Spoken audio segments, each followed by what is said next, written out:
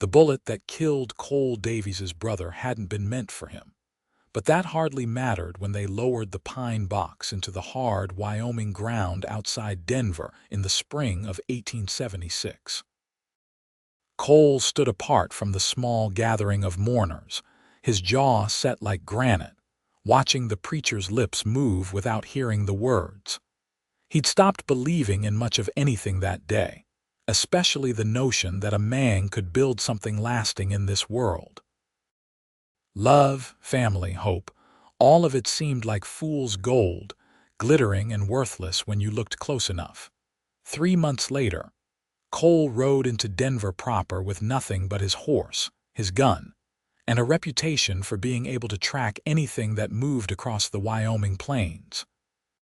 He'd spent the weeks after the funeral working cattle drives, taking odd jobs, doing anything to keep moving because standing still meant thinking, and thinking meant remembering Thomas's laugh or the way his brother used to whistle while he worked. Cole had decided that loneliness was safer than attachment, solitude more honest than companionship. The afternoon sun beat down on Denver's Main Street as Cole guided his horse toward the livery stable. The town had grown considerably since he'd last passed through, new buildings springing up like weeds after rain. Miners and merchants, gamblers and girls who worked the saloons, everyone chasing something, whether it was gold or glory or just another day of survival. Cole understood that kind of existence. You kept your head down, did your work, and didn't let yourself care too much about anything. He just handed his horse's reins to the stable boy when he heard the commotion. A woman's voice, sharp with anger, cut through the general noise of the street. Cole told himself it wasn't his concern, that he'd learned his lesson about getting involved in other people's troubles. But his feet carried him toward the sound anyway, drawn by something he couldn't quite name. 3 men had cornered someone outside the general store, their postures aggressive, voices raised. Cole rounded the corner and saw her for the first time. She was tall for a woman, with auburn hair pinned up under a simple bonnet, and she held a basket of supplies like she might use it as a weapon if necessary. Her dress was practical calico, faded but clean, and she faced the men with her chin raised and fire in her eyes. "I said no, Mr. Hutchins, and I meant it," she said, her voice steady despite the situation. "Now step aside and let me pass." The largest of the 3 men, Hutchins apparently, laughed without humor. "Your pa owed money, girl. That debt doesn't just disappear because he got himself killed. You'll pay what's owed, one way or another." Cole should have walked away, should have minded his own business like he'd promised himself he would. But something about the way she stood there, outnumbered but unbroken, reminded him of how Thomas used to face down trouble, and before he could think better of it, he was moving forward. "Lady sounds like she gave you an answer," Cole said, his voice carrying that particular quiet tone that men who'd lived hard lives recognized as a warning. "Seems polite to accept it." All 4 of them turned to look at him. Hutchins sized Cole up with the calculating gaze of a man used to bullying people weaker than himself. Cole had 6 inches on him, and the kind of weathered look that came from years of hard living. More importantly, he wore his gun like he knew how to use it. "This doesn't concern you, stranger," Hutchins said, but there was less certainty in his voice now. "Didn't ask if it concerned me," Cole replied. "Asked you to step aside." The moment stretched out, taut as a bowstring. Then Hutchins spat in the dust and jerked his head at his companions. "This isn't over, Willow. Your pa's debts are still owing." They moved off down the street, and Cole found himself alone with the woman. Up close, he could see she was younger than he'd first thought, maybe 22 or 23, with green eyes that assessed him with the same wariness she'd shown Hutchins. "Thank you," she said after a moment, "though I'm not sure that helped matters in the long run." They'll just come back when you're not around. Probably, Cole agreed. He touched the brim of his hat, ready to walk away and forget this encounter ever happened. Then she smiled at him. It wasn't a big smile, just a slight curve of her lips that reached her eyes and softened her whole face. It was the kind of smile that suggested she didn't give them out freely, which made this one feel like a gift. Something shifted in Cole's chest, a sensation he couldn't quite name, like the first crack in winter ice when spring starts to thaw the river. "I'm Willow Jenkins," she said, extending her free hand in a gesture that was almost businesslike.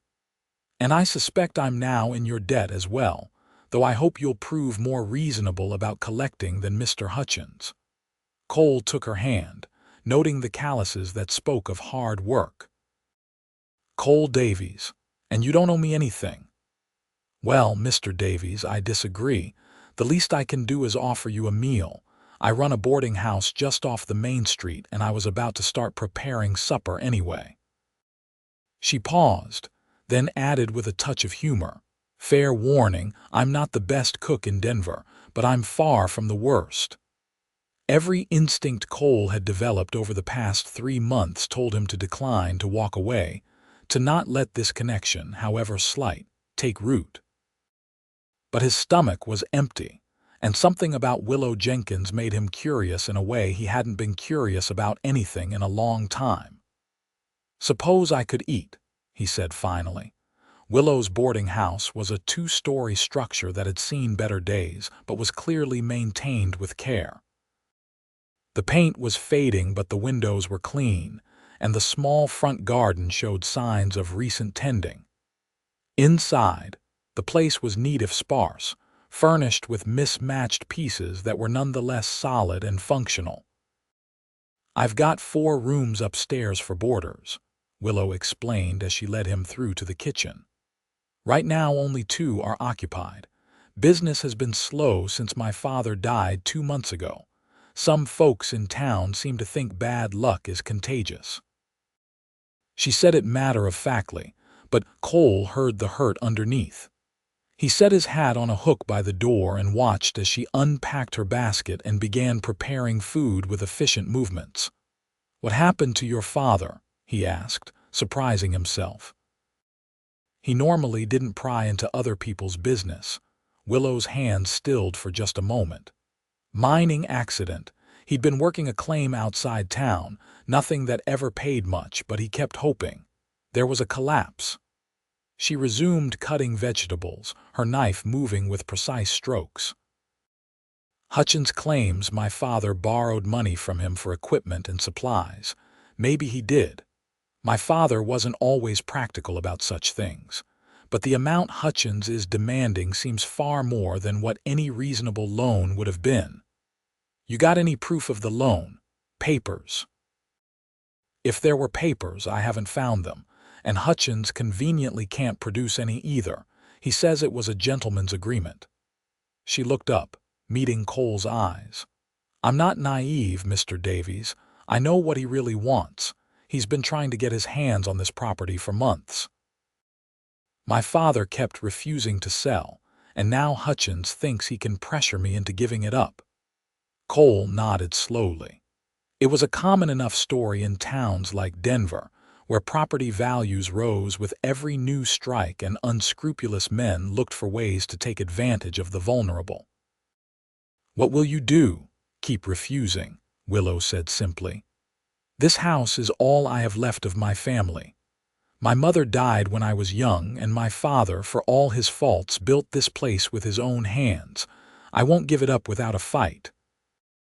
There was steel in her voice, determination that Cole recognized because he'd heard it in his own brother's voice when Thomas talked about building something permanent. It was the sound of someone who believed in things, who hadn't learned yet that the world broke everyone eventually. Or maybe she had learned that and believed anyway. Cole wasn't sure which possibility unsettled him more. They ate together at the kitchen table, a simple meal of beef stew and bread that was better than Willow had advertised. She asked him questions about himself, gentle probing inquiries that he deflected with vague answers. Yes, he'd been in Wyoming most of his life. No, he didn't have family anymore. Yes, he was looking for work, probably ranch work or maybe some tracking if anyone needed it. He didn't tell her about Thomas. Didn't tell her about the raw wound that was still too fresh, the guilt that gnawed at him because he'd been miles away when his brother needed him. Didn't tell her that he'd decided the only way to survive was to never let anyone matter that much again. But he found himself lingering after the meal was finished, helping her clean up despite her protests, listening to her talk about Denver and the people who lived there. She had a way of describing things that brought them alive, finding humor in small details and warmth in everyday interactions. When she talked about Mrs. Chen, who ran the laundry and always saved extra soap scraps for Willow, or about the newspaper editor who let her read the papers for free in exchange for keeping his office swept, Cole could feel the web of connections that tied her to this place and these people. It was everything he'd been avoiding, all those messy human entanglements that made life complicated and painful. Yet sitting in this kitchen with the evening light slanting through the windows and Willow's voice washing over him, Cole felt something in him that had gone cold and quiet start to stir again. "I should go," he said abruptly, standing. "Thank you for the meal." Willow looked up, startled by his sudden movement. "Oh, of course, will you be staying in Denver for a while? Need to find work?" "There's a ranch about 5 miles north of town, the Triple Bar. They're usually looking for hands. The owner is a fair man, pays decent wages." She hesitated, then added, "And if you need a place to stay while you're looking, I have those empty rooms. The rate is reasonable." Cole knew he should find somewhere else, put distance between himself and Willow Jenkins before that crack in his carefully constructed ice grew any wider. But he heard himself say, "I'll think about it." She smiled at him again, that same slight smile that seemed to reach right through his defenses and touch something he'd thought he'd locked away forever. "Good." Cole left the boarding house and walked through Denver's darkening streets, trying to convince himself that the smart thing would be to ride out at first light and never look back. He could find work in any of a dozen towns, places where there weren't women with green eyes and determined chins who made him remember that he used to believe in things. But when morning came, he found himself riding north to the Triple Bar instead of east out of town. The ranch was substantial, with good grazing land and a well-maintained outfit. The owner, a grizzled man named Carson who walked with a limp from an old injury, looked Cole over with shrewd eyes. "Willow Jenkins sent you, mentioned you might be hiring. She's a good girl. Her pa was a fool, but she's got a good head on her shoulders." Carson spat tobacco juice into the dirt. "Can you handle cattle?" "Yes, sir." "Can you track?" "Better than most." "Modest too," Carson said dryly. "All right, I'll give you a trial. 2 weeks, we'll see how you work out. Pay is $30 a month plus meals. Bunkhouse is clean enough and the cook doesn't poison anyone too often." Cole nodded. It was fair, maybe even generous. "Appreciate it. Don't thank me yet. We've been having trouble with rustlers hitting the north pasture. Been losing cattle regular like for the past month. If you're as good at tracking as you claim, maybe you can help us figure out who's behind it. I'll do my best." Cole settled into the work at the Triple Bar over the following days. It was good to have routine again, the physical demands of ranch work that left him too tired to think much at night. The other hands were decent enough, more interested in their own business than in prying into his. He kept to himself, did his job well, and tried not to think about Willow Jenkins. He failed at that last part more often than he liked to admit. On his first day off, Cole found himself riding back into Denver with no particular destination in mind. At least that's what he told himself right up until he was standing in front of the boarding house, knocking on the door like he had every right to be there. Willow answered, surprise flickering across her face before it settled into something that might have been pleasure. "Mr. Davies, I didn't expect to see you again. Got the job at the Triple Bar, thought I'd let you know since you recommended it. I'm glad." She stepped back from the door. "Would you like to come in? I just made coffee." He should have said no, should have tipped his hat and walked away. Instead, he said, "Coffee sounds good." It became a pattern over the next few weeks. Cole would ride into town on his days off, ostensibly to pick up supplies or check on his horse at the livery, and somehow he always ended up at Willow's boarding house. They'd share coffee and conversation, and Willow would tell him about her week while he mostly listened.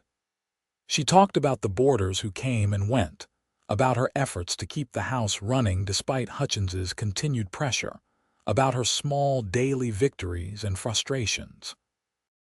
Cole found himself looking forward to these visits more than he wanted to admit. Willow had a way of seeing the world that was both practical and hopeful, acknowledging difficulties, without letting them crush her spirit. She asked him questions too, gentle inquiries that gradually drew out more of his story than he'd intended to share. He told her about growing up in Wyoming, about learning to track from an old trapper who'd taken pity on a scrawny kid with too much curiosity. He told her about working various ranches, about the satisfaction of good honest work and the freedom of life on the open range. He didn't tell her about Thomas. That wound was still too raw, too close to the bone. One afternoon in late August, Cole arrived to find Willow in the small garden beside the house, on her knees in the dirt, fighting with what appeared to be an extremely stubborn weed. Her hair had come loose from its pins, falling around her face, and there was dirt on her cheek. She looked up when his shadow fell across her and let out an exasperated laugh. "This thing has roots that probably reach to China," she said, wiping her forehead with the back of her hand and leaving another dirt smudge.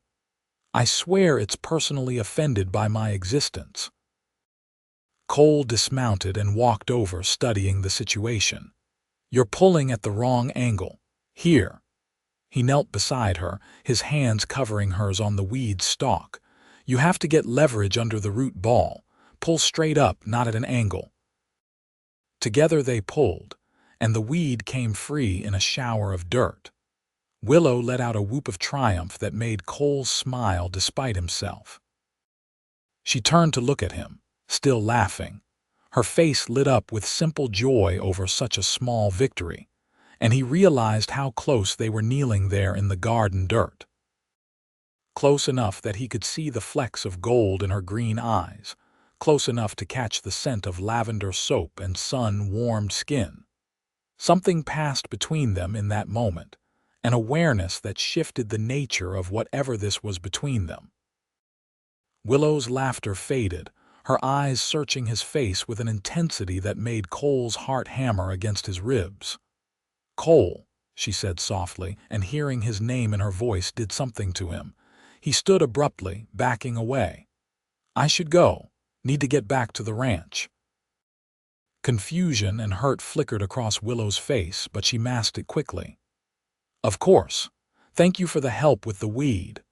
Cole practically fled, angry at himself for being a coward, angrier still for letting things get this far. He'd been foolish to think he could spend time with Willow without it meaning something, without that crack in his ice becoming a full break. He stayed away for 2 weeks, throwing himself into work at the Triple Bar with almost desperate intensity.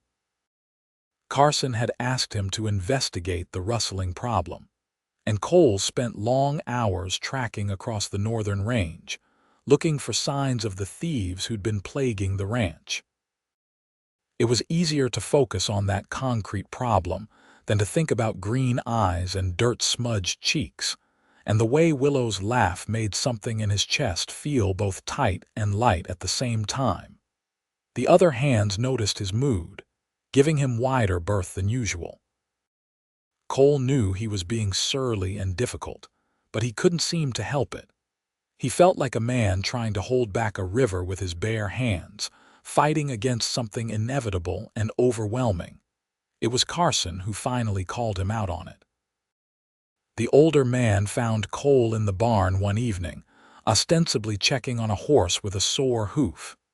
"You planning to tell me what's eating you, or should I just keep guessing?" Carson said without preamble. "Nothing's eating me. I'm fine." "Son, I've been around long enough to recognize a man wrestling with himself. Usually it's over money, whiskey, or women. You don't gamble and you don't drink much, so I'm guessing it's the third option."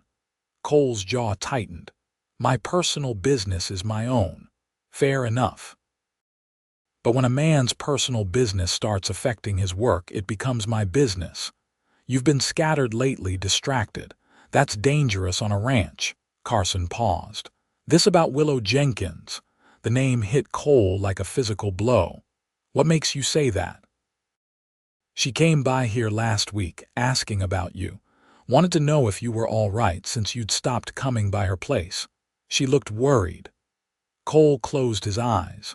Of course Willow would be worried. Of course she'd care enough to check on him, even after he'd run from her like a spooked horse. That was who she was, someone who cared, who let people matter to her, even when it would be safer not to. "I don't know what I'm doing," Cole admitted, the words pulled from somewhere deep inside. "I promised myself I wouldn't do this again, wouldn't let anyone close enough to matter." "Because of your brother." Cole's head snapped up. "How do you know about Thomas?" "Asked around after I hired you. Wanted to know who I was bringing onto my ranch. Heard about what happened in the spring, about how you've been drifting since then." Carson's voice gentled. "I'm sorry for your loss. Losing family is about as hard as it gets." Cole turned away, focusing on the horse's hoof to hide the emotion threatening to overwhelm him. "He was a good man. Better than me. He believed in building things, in putting down roots and making a life.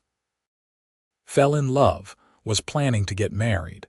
Then some drunk idiot started shooting in a saloon and Thomas was in the wrong place at the wrong time. Just like that, everything he'd been building was gone. So you decided love wasn't worth the risk. I decided it was smarter not to get attached. Can't lose what you never let yourself have." Carson was quiet for a long moment. When he spoke, his voice carried the weight of hard-earned wisdom. "That's not living, son. That's just surviving, and there's a difference. Surviving is enough. Is it? Because from where I'm standing, you look like a man who's miserable." Carson shifted his weight, his bad leg clearly bothering him. "Let me tell you something. I had a wife once, most beautiful woman you ever saw. She died bringing our daughter into the world, and the baby died too.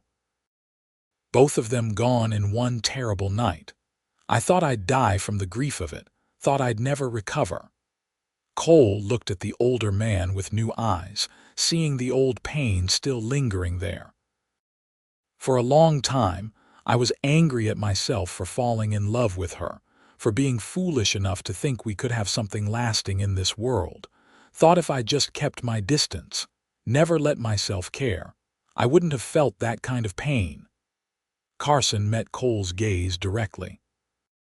"But you know what I realized? Even knowing how it ended, I wouldn't trade those years with her for anything. The love was worth the loss. And shutting yourself off from ever feeling that again, well, that's not protecting yourself.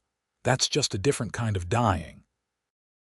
The words hit too close to home, resonating with something Cole had been trying not to acknowledge. What if I can't do it? What if I let myself care and then lose it all again? That's the risk we all take. No guarantees in this life, son. But I'll tell you this, that Jenkins girl is something special. She's had her own share of hard knocks, lost her ma young and now her pa, yet she keeps going with grace and grit. A woman like that doesn't come along often. You walk away now, you'll spend the rest of your life wondering what might have been. Cole spent the rest of that night lying awake in the bunkhouse, staring at the ceiling and thinking about Carson's words.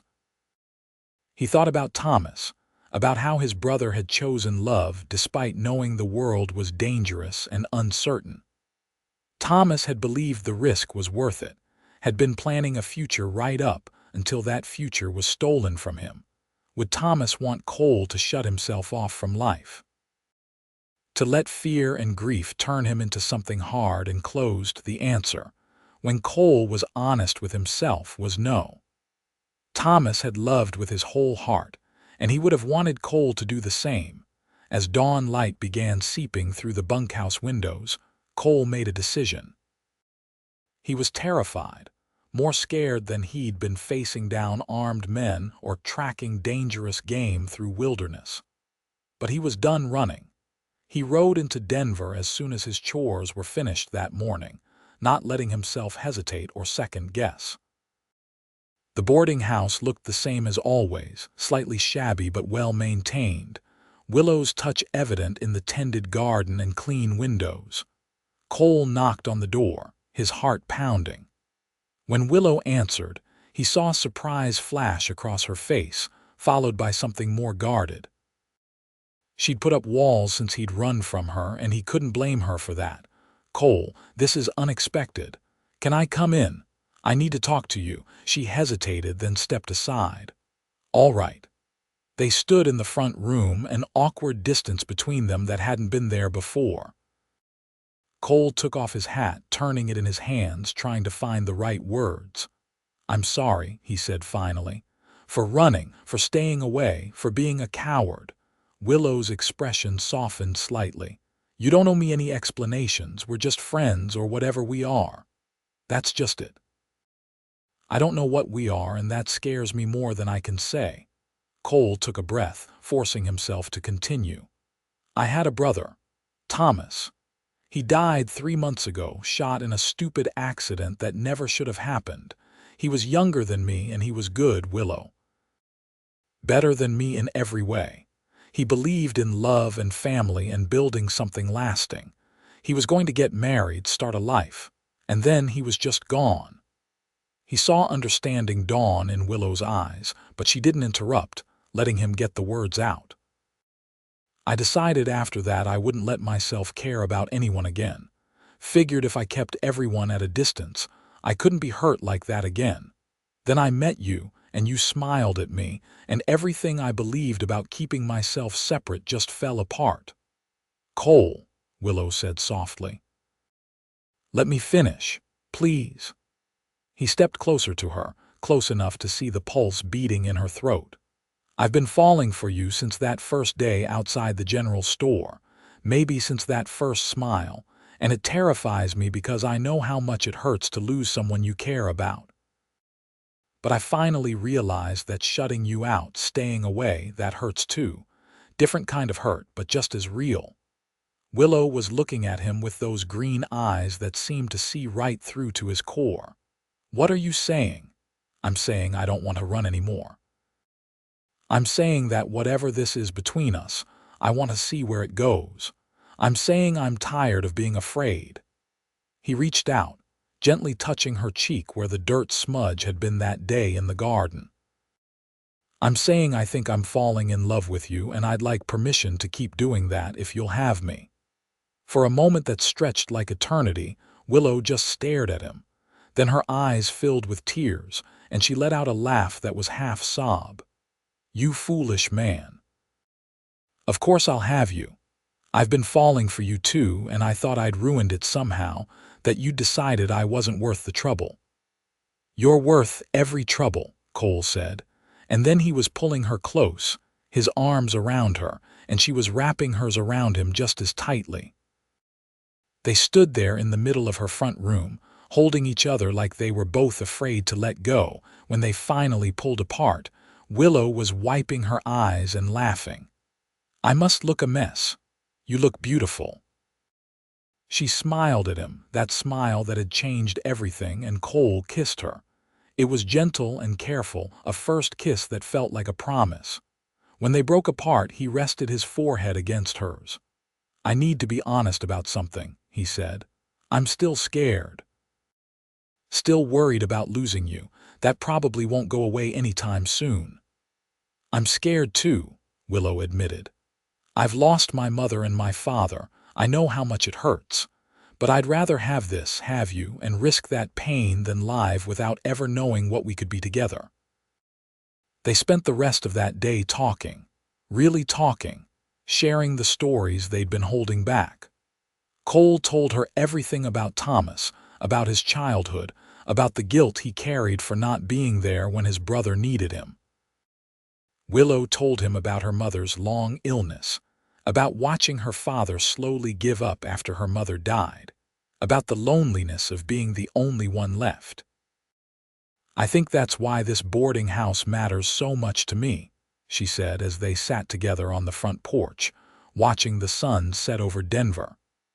"It's not just about the building or the property. It's about creating a place where people aren't alone, even if just for a little while. My father may not have been perfect, but he built this place as a home. I want to honor that." "Then we'll make sure you can keep it," Cole said. If you'll let me help. Hutchins is still going to be a problem, but together we can figure something out." Willow leaned against him, her head on his shoulder. "Together. I like the sound of that." Over the following weeks, Cole split his time between working at the Triple Bar and helping Willow at the boarding house.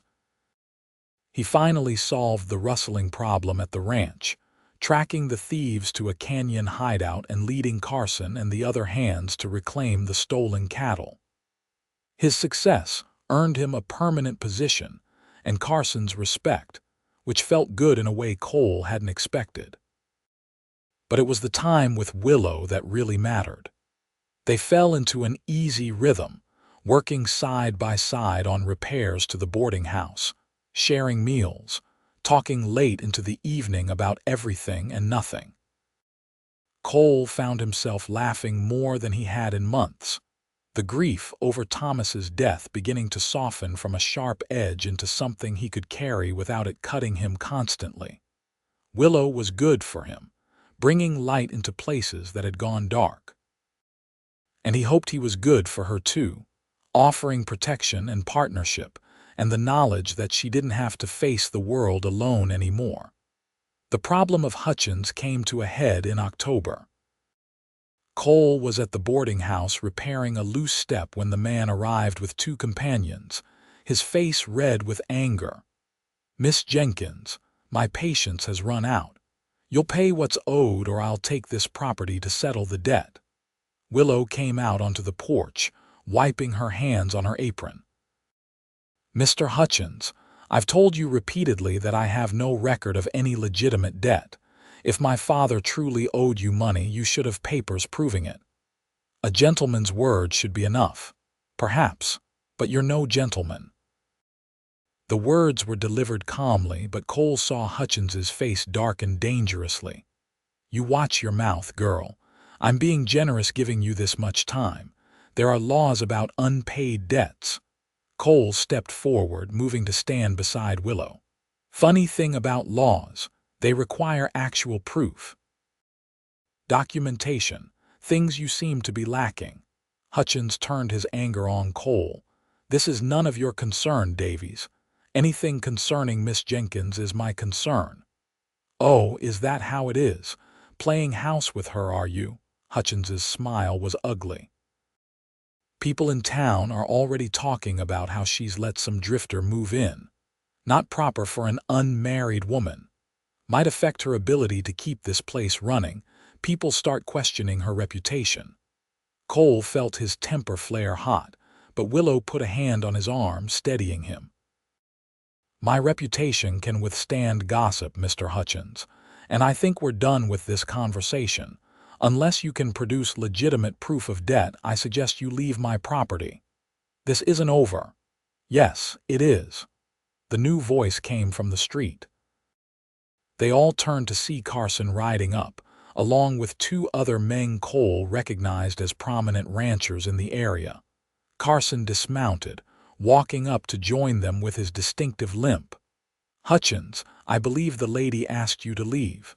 This doesn't concern you, Carson. Actually, it does. See, I got curious about your claim of debt against Willow's father. Did some asking around. Turns out several people have had similar problems with you, claiming debts that can't be documented, pressuring folks to sell property. There's a pattern there. One of the other men, a rancher named McAllister, spoke up. We've been talking to the marshal about it. Seems like there might need to be an official investigation into your business practices. Hutchins looked between them, calculating. He was a bully, but he wasn't stupid. 3 respected men publicly questioning his dealings was a problem he couldn't intimidate his way out of. Fine. But this property isn't worth the trouble anyway. Place is falling apart. He spat in the dirt and stalked off, his companions following. Cole let out a breath he hadn't realized he'd been holding. Willow was gripping his arm tightly, and he covered her hand with his. "Thank you," she said to Carson and the others. "I can't tell you what this means." Carson waved off her thanks. "Just setting things right. Hutchins has been a problem for too long. About time someone stood up to him properly." He looked at Cole with something like approval.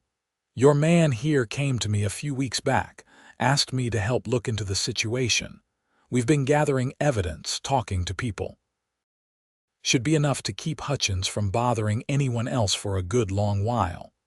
After the men left, Willow turned to Cole with wonder in her eyes. "You did that. You went to them for help. Told you we'd figure it out together. I just needed to find the right people to listen." He pulled her close. "You're not alone anymore, Willow. You don't have to fight every battle by yourself." She kissed him then, there on the front porch in full view of anyone who might be watching, and Cole decided he didn't care about propriety or gossip or anything except the woman in his arms. That evening, as they sat together watching the stars come out, Willow said, "Cole, where do you see this going? Us, I mean." He'd been thinking about that question for weeks. "Honestly, I see us building something together, you and me. Maybe I could move in here officially, help you run the boarding house while I keep working at the Triple Bar, or we could find something else, build something new. I don't have all the answers yet. That's not what I'm asking." Willow turned to face him fully. "I'm asking if you see a future with me. A real future." Cole met her gaze, seeing the vulnerability there. She was asking for a commitment, for him to say out loud what he'd been feeling for weeks now. "Yes," he said simply. "I see marriage and partnership and building a life together. I see waking up next to you for the rest of our days. I see everything, Willow, if you'll have me." Her eyes shone with tears. "Are you asking me to marry you?" "I am. I know it's fast, and I know I'm not much of a catch. I'm rough around the edges, and I've got ghosts I'm still learning to live with. But I love you, and I promise I'll spend every day trying to be worthy of you." "You foolish man," Willow said, laughing and crying at once. "You're already worthy. And yes, of course I'll marry you." They were married 6 weeks later in a small ceremony at the church in Denver, with Carson standing as Cole's witness and Mrs. Chen as Willow's. It was simple and quick, but when Cole slipped the plain gold band onto Willow's finger and she smiled at him with such joy and trust, he felt something in his chest that had been frozen solid finally thaw completely. They honeymooned by staying at the boarding house, spending 3 days just enjoying each other's company without the demands of work or the outside world intruding. Cole had been with women before, but this was different. This was intimacy that went beyond the physical, a joining that felt like coming home to a place he hadn't known he'd been searching for. Afterward, lying tangled together in the bed that was now theirs, Willow traced patterns on his chest and said, "Tell me about him. About Thomas." Cole tensed for a moment, the old pain rising. But then he started talking, really talking, sharing memories he'd been holding too close. He told her about how Thomas used to try to keep up with him when they were kids, always trailing after his older brother even when Cole tried to ditch him. He told her about the time they'd gotten lost in the mountains for 3 days, and how Thomas had kept their spirits up by making up ridiculous stories. He told her about Thomas's laugh and his optimism, and his unshakable belief that people were fundamentally good. "He would have liked you," Cole said finally, "would have told me I was an idiot for almost letting you go. I think I would have liked him too." Willow was quiet for a moment. "Do you think he'd be happy for you, for us?" Yeah, I do." And saying it, Cole realized it was true. Thomas would want him to be happy, to build the kind of life Thomas himself had been reaching for. "I think he'd say I got lucky finding you. We got lucky finding each other." They settled into married life with surprising ease. Cole officially moved into the boarding house, and they worked together to keep it running. Word got around that Hutchins had been pressuring people inappropriately, and his reputation took a serious hit. Willow's boarding house, meanwhile, started attracting more steady customers, people drawn by the clean rooms and good food and the obvious warmth between the proprietors. Cole continued working at the Triple Bar, but Carson was understanding about the new demands on his time. The older man had become something of a friend and mentor, often stopping by the boarding house for dinner and to check on how they were doing. "You two remind me of what I had," Carson told them one evening. "Makes an old man happy to see it." Winter came to Denver, and with it, the slower pace that cold weather brought. Cole and Willow spent long evenings by the fire, planning for the future. They talked about maybe expanding the boarding house, adding a few more rooms. They talked about eventually having children, though both agreed they wanted time as just the two of them first. "I want to know you in every way," Willow said. "Want to learn all your quirks and habits and secret thoughts before we complicate things with babies." Cole was more than happy with that plan. He was still learning how to be a husband, how to share his life with someone else after years of solitude. It was an adjustment, but one he welcomed. Coming home to Willow each night, to her warmth and laughter and love, made every difficulty worthwhile. Spring brought new challenges and opportunities. A man approached them about buying the property adjacent to the boarding house, offering to sell it at a fair price. Cole and Willow talked it over and decided to take the risk, using their combined savings plus a loan from Carson to make the purchase. "We can expand the garden," Willow said excitedly, walking the new property with Cole. "Maybe even get some chickens. And there's room to add that extension we talked about." They threw themselves into the work, and Cole discovered he had a talent for building that he hadn't known about. Carson lent them a couple of hands from the ranch to help with the heavy labor, and by summer they had 3 new rooms added to the boarding house and a thriving garden that supplied much of their food. The business grew along with the property. Willow's reputation as a fair and honest proprietor spread, and they had a steady stream of boarders. Some stayed for just a night or two, travelers passing through Denver on their way somewhere else.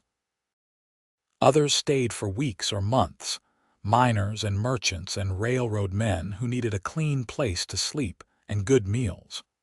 Cole found himself enjoying the work more than he'd expected. He'd thought he'd miss the solitary life of the open range, but there was satisfaction in building something with Willow, in creating a place that mattered to people. And he still got his fill of outdoor work at the Triple Bar, so he had the best of both worlds. Their first anniversary came in December. Cole surprised Willow with a new dress he'd had made in town, deep green to match her eyes. She surprised him with a leather-bound journal, knowing he'd taken to writing down some of the stories and memories he'd been sharing with her about Thomas and his past. "I don't want those stories to be lost," she said. "Someday we'll have children, and they should know where they came from." Know about their Uncle Thomas and your adventures and all the things that made you who you are. They made love that night with a new dimension of intimacy, and 2 months later Willow told him she was pregnant. Cole's reaction surprised him. Instead of the fear he'd half expected, the worry about bringing a child into a dangerous world, he felt joy. Pure, uncomplicated joy. He pulled Willow into his arms and held her close, overwhelmed with gratitude for this second chance at family. "We're going to be parents," she said, laughing at his expression. "Are you ready for that? Probably not, but I'm ready to try." The pregnancy progressed smoothly through the spring and summer. Willow continued working at the boarding house, though Cole and their regular boarders conspired to make sure she didn't overdo it. She bore their fussing with good humor, amused by how protective everyone became. Carson was particularly invested, stopping by even more frequently to check on Willow and offer advice drawn from his own long-ago experience with his wife's pregnancy. Cole suspected the older man saw them as a kind of second chance too, a way to be part of the family he'd lost. In August, on a hot afternoon when the cicadas were singing and the air shimmered with heat, Willow went into labor. Cole had faced down rustlers and wild animals without flinching, but waiting outside the bedroom while the midwife and Mrs. Chen helped Willow through childbirth was the longest, most terrifying experience of his life.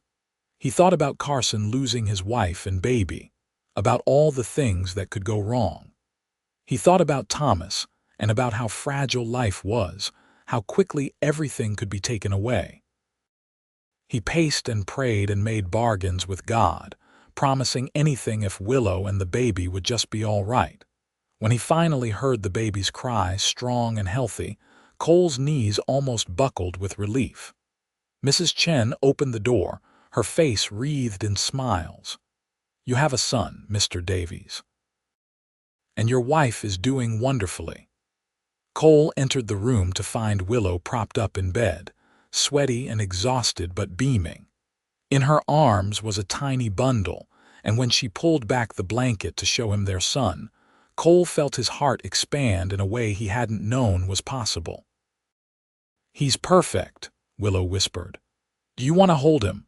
Cole took the baby with careful hands, marveling at how small he was, how fragile and perfect. The baby had a shock of dark hair and was making little snuffling noises. When he opened his eyes, they were blue, though Cole knew they might change.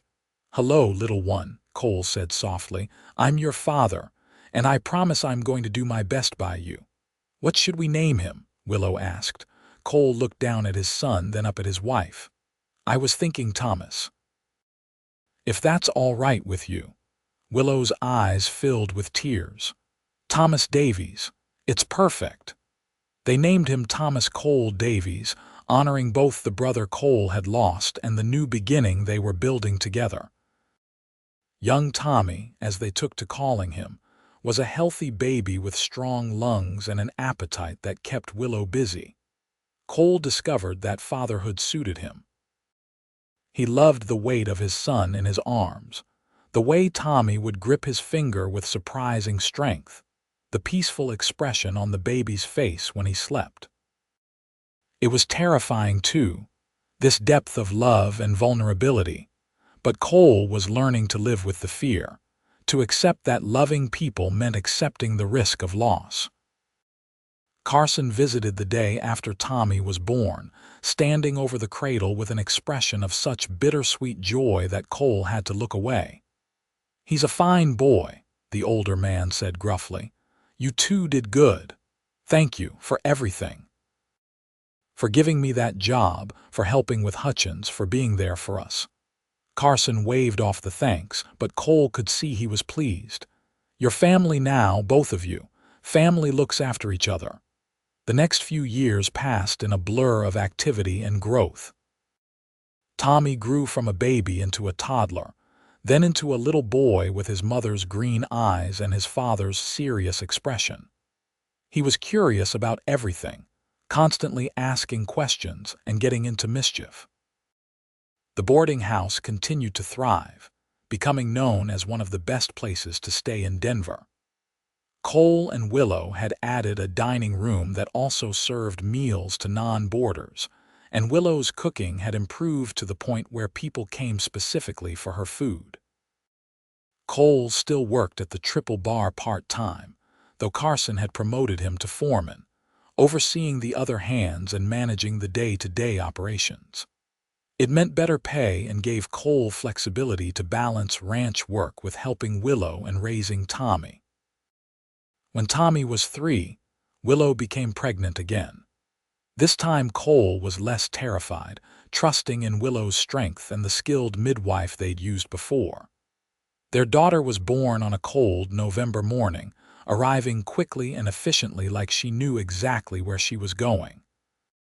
They named her Sarah, after Willow's mother. She was smaller than Tommy had been, with auburn hair like her mother and a disposition that was somehow both fierce and sweet. Tommy was fascinated by his little sister, constantly wanting to help take care of her in ways that were more hindrance than help but utterly endearing. Life settled into a comfortable rhythm. The boarding house was always busy. Money wasn't tight anymore, and Cole woke up every morning grateful for the family he'd been given. He still missed Thomas, probably always would, but the grief had transformed into something gentler, a bittersweet ache rather than a sharp wound. He talked about Thomas with the children as they grew old enough to understand, told them about their uncle who'd been brave and kind and believed in the goodness of people. Tommy and Sarah grew up knowing they were named for people who'd been important, carrying that legacy forward. When Tommy was 5 and Sarah was 2, Carson fell ill. It started as a persistent cough that wouldn't go away, and within months it was clear the older man was dying. Cole spent as much time as he could at Carson's bedside, and the rancher made arrangements for the Triple Bar to pass to Cole when he was gone. "You've been like a son to me," Carson said during one of their last conversations. "Built something good with Willow, raising fine children. I know you'll take care of the ranch, keep it running the way it should be run. I will. I promise." Cole gripped the older man's hand. "Thank you for taking a chance on me, for seeing something in me when I wasn't sure there was anything worth seeing. You just needed someone to believe in you. And to believe in yourself." Carson smiled weakly. "You've done good, Cole, real good. Your brother would be proud." Carson died peacefully in his sleep a few days later. They buried him on the ranch he'd loved, and Cole made sure to run the Triple Bar with the same integrity and fairness Carson had shown. It meant longer hours and more responsibility, but Willow supported him fully, and they hired help for the boarding house to ease her load. The years continued to pass, bringing changes both large and small. Denver grew around them, transforming from a rough mining town into a more established city. New buildings went up, proper streets were laid, and civilization slowly tamed the wildness that had defined the West for so long. Tommy grew into a thoughtful boy who loved books and learning, often found with his nose buried in one of the newspapers or journals that passed through the boarding house. Sarah was more adventurous, always exploring and asking questions about how things worked. Cole and Willow encouraged both children's interests, wanting them to have opportunities they'd never had. When Tommy was 8, Willow had another baby, a surprise since they'd thought their family was complete. Another son whom they named James after Willow's father, despite his flaws. Jamie, as they called him, was a happy baby who seemed to find joy in everything. With 3 children, the boarding house, and the ranch to manage, Cole and Willow were busier than ever. But they made time for each other, stealing moments alone when they could, keeping their connection strong. They'd learned that marriage took work, constant attention and care, But it was work they were both committed to one evening when the children were finally asleep, and they were sitting together on the front porch like they used to. Willow leaned against Cole and said, "Did you ever imagine this?" Back when we first met, Cole thought about the man he'd been that day, hard and closed off, convinced that love was for other people. No, I couldn't see past my own fear and grief, couldn't imagine letting anyone in. What changed? You smiled at me. It was that simple and that complicated. You smiled, and something in me that I'd thought was dead woke up, made me want to try again, to believe in possibilities. Willow turned to look at him, and Cole saw the years they'd shared reflected in her eyes, all the joy and struggle and growth. She wasn't the young woman he'd met in front of the general store anymore, just as he wasn't the broken man who'd ridden into Denver thinking he'd never care about anything again. They'd changed together, built something lasting. "I love you," Willow said. "I loved you then, when you were all sharp edges and walls.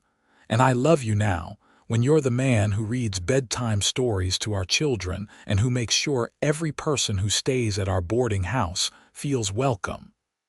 I love you too, more than I thought I could love anyone." "You saved me, Willow."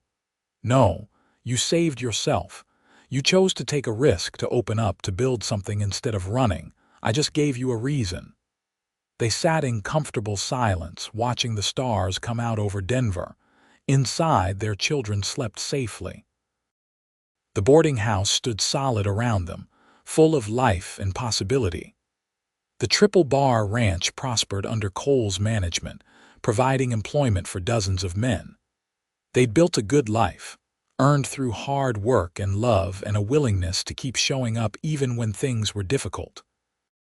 Cole thought about Thomas sometimes, wondering what his brother would think of the life he'd made. He liked to imagine Thomas would be proud, would approve of Willow and the children, and the risks Cole had taken to build something meaningful. More years passed, and the children grew. Tommy decided he wanted to study law, heading off to college back east when he was 18. Full of idealism and determination to make the world better. Sarah discovered a talent for business, taking over more and more of the boarding house operations as she got older, modernizing and expanding in ways that made the business even more successful. Jamie turned out to be a natural rancher, spending all his free time at the Triple Bar, learning everything he could from Cole. By the time he was 16, he could handle cattle as well as any of the hands, and Cole knew the ranch would be in good hands when Jamie eventually took over. Cole and Willow grew older together, their love deepening with each passing year. They developed the kind of comfortable intimacy that came from decades of shared life, able to communicate with just a look, anticipating each other's needs, still finding joy in each other's company. On their 25th anniversary, their children threw them a party at the boarding house. Friends and neighbors came from all over, filling the place with laughter and music. Cole looked around at all the faces, people whose lives he and Willow had touched over the years, and felt overwhelmed with gratitude. "What are you thinking?" Willow asked, finding him in a quiet corner of the garden they'd built together all those years ago. "Just that I'm a lucky man." "Luckiest man alive. We're both lucky." She took his hand, and Cole marveled at how well her hand still fit in his after all these years. "We found each other when we both needed finding." "I was so broken when we met," Cole said. "Couldn't see past my own pain and fear." "You weren't broken. You were hurt. There's a difference." Willow leaned her head on his shoulder. "And you healed. We healed each other." Cole kissed the top of her head, breathing in the familiar scent of her hair. "Thank you." "For what?" "For smiling at me that day. For being patient while I figured out how to let you in. For building this life with me. For everything." As the party continued around them, and the sun set over the Denver sky, Cole thought about how one moment could change everything. One smile, one choice to help a stranger, one decision to take a risk on love. He thought he was done with caring, with hoping, with building anything that mattered. Then Willow had smiled at him, and everything had changed. They lived out their years in contentment, watching their children build their own lives and families. Tommy became a respected lawyer, using his skills to help people who couldn't afford proper representation. Sarah expanded the boarding house into a proper hotel, carrying on the family tradition of providing a welcoming place for travelers. Jamie took over the Triple Bar, running it with the same integrity his father and Carson before him had shown. Cole and Willow became grandparents, then great-grandparents, their family tree spreading and branching as the years went by. They told their grandchildren stories about the old days, about Denver when it was still rough around the edges, about building something from nothing through hard work and love. When Cole was 73, Willow fell ill. The doctors couldn't do much, and Cole spent every moment he could at her bedside, holding her hand, telling her stories, reminding her of all they'd shared. "I'm not afraid," Willow told him one afternoon, her voice weak but steady. "We've had a good life, Cole, better than I ever dreamed possible." "The best life," Cole agreed, his voice breaking. "Because of you, because of us. We did it together." She squeezed his hand with what strength she had left. "Promise me you won't close yourself off again. Promise me you'll stay connected to our children, to the life we built. Don't retreat into loneliness, I promise.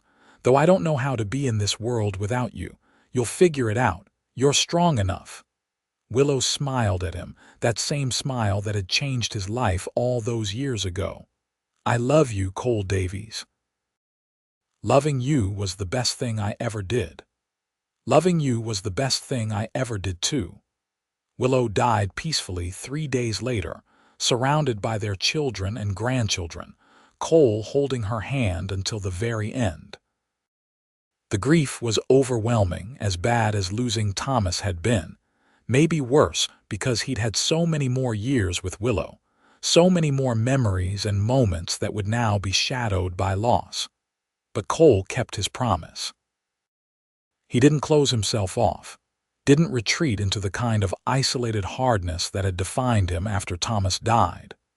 Instead, he let himself grieve openly, let his children comfort him, stayed connected to the family and community he and Willow had built. He continued running the ranch with Jamie, teaching his grandchildren to track and ride. He helped Sarah with the hotel when she needed advice. He wrote letters to Tommy and visited when he could. He showed up to family dinners and holidays, even when it hurt to be there without Willow beside him. And he talked about her, often, keeping her memory alive through stories and shared remembrances, making sure everyone knew how much she'd meant, how she'd changed everything for him. 2 years after Willow's death, on what would have been their 33rd anniversary, Cole sat on the porch of the boarding house that was now a hotel, watching the sunset. Denver had changed so much since he'd first ridden into town all those years ago, transformed from a rough mining settlement into a proper city. But some things remained the same. The mountains in the distance, the quality of the light at sunset, the sense of possibility that still hung in the air. Cole thought about the man he'd been, convinced that love was for other people, that he was safer alone. He thought about Thomas, whose death had sent him spiraling into isolation and fear. And he thought about Willow, who'd smiled at him and changed everything. He'd been wrong about so many things. Love wasn't a weakness or a liability. It was what made life worth living. The risk of loss didn't diminish the value of what you had while you had it. If anything, knowing that nothing lasted forever made every moment more precious. Cole lived 4 more years, dying peacefully in his sleep at the age of 79. His children made sure he was buried next to Willow, and the whole town turned out for his funeral. People spoke about his fairness, his integrity, his kindness. But mostly they spoke about the love story he and Willow had shared, how they'd built something beautiful together against the odds. Tommy gave the eulogy, standing tall and dignified, his father's son in every way. "My father used to tell us that he'd given up on love before he met my mother. That he'd decided caring about people was too dangerous, too painful. Then she smiled at him, and everything changed. He learned that the risk of love was worth taking, that building something with someone else was the most important work any of us do. My parents showed all of us what real love looks like, through good times and hard times, through joy and grief. They showed us that love isn't about avoiding pain or playing it safe. It's about showing up every day and choosing each other, even when it's difficult, especially when it's difficult." The family gathered at the hotel after the funeral, sharing memories and stories. Cole and Willow's legacy lived on in their children, grandchildren, and great-grandchildren, in the businesses they'd built, in the lives they'd touched. The boarding house that Willow had fought to keep and Cole had helped her expand still stood, now a thriving hotel that welcomed travelers from all over the country. Sarah stood in the hotel lobby, looking at the photographs on the wall. There was one of Cole and Willow on their wedding day, young and hopeful. Another of them with their 3 children, all of them smiling. A third of them in their later years, silver-haired and weathered but still clearly in love, Cole's arm around Willow's shoulders. "They really loved each other, didn't they?" Sarah's daughter said, coming to stand beside her mother. "They did, with everything they had." Sarah smiled, thinking about all the stories her father had told over the years. "You know, your grandfather used to say that the luckiest moment of his life was when your grandmother smiled at him for the first time. He said it changed everything he believed, opened up possibilities he hadn't known existed. He spent the rest of his life being grateful for that moment, for the courage it gave him to take a risk on love." "You think they're together now?" Sarah considered the question. She wasn't sure what she believed about the afterlife, but she knew what her father would have said. "If there's any justice in the universe, yes. They're together, finally reunited after being apart too long. And in a cemetery on the outskirts of Denver, under the wide Wyoming sky, 2 headstones stood side by side. Cole Davies and Willow Davies, their dates of birth and death recorded in simple numbers. But beneath the dates, an inscription that told their real story. Together they built something lasting. Their love changed everything. The sun set over the mountains, painting the sky in shades of gold and pink and purple. Somewhere in Denver, in the hotel that had once been a simple boarding house, laughter rang out as the family gathered to remember and celebrate. The wind whispered through the grass, carrying with it the sense of lives well lived and love that endured beyond death. Cole had been wrong that day he rode into Denver, broken and convinced that love was for other people. Love wasn't for other people. It was for everyone brave enough to take the risk, to open themselves up to possibility, to let themselves care, even knowing it might end in pain. He'd learned that lesson from a woman with green eyes and an unforgettable smile, and he'd carried it with him every day of the life they'd built together. It was a lesson he'd passed on to his children, and they to theirs, rippling outward through generations like circles spreading from a stone dropped in still water. And if you happened to be walking by that hotel on certain evenings, when the light hit just right and the air was soft with memory, you might almost see them, a cowboy and the woman who'd changed his life, sitting together on the porch like they used to, her hand in his, watching the sunset over the city they'd helped build. Because some loves are too big to be contained by something as small as death. Some loves echo forward through time, changing everything they touch, proving that taking a risk on another person, on building something together, is the bravest and most important thing any of us can do. Cole thought love was for other men, that he was done with caring, with hoping, with building anything that mattered. Then Willow smiled at him, and everything he believed changed. It was the best thing that ever happened to him, that moment of transformation, that choice to open his heart one more time, and in the end, that was all that really mattered. Not the struggles they'd faced or the obstacles they'd overcome, but the simple fact that they'd loved each other, completely and truly, for all the years they'd been given. They'd built a life together, raised a family, created something that lasted long after they were gone. It was everything. It was enough. It was more than enough. It was the whole world.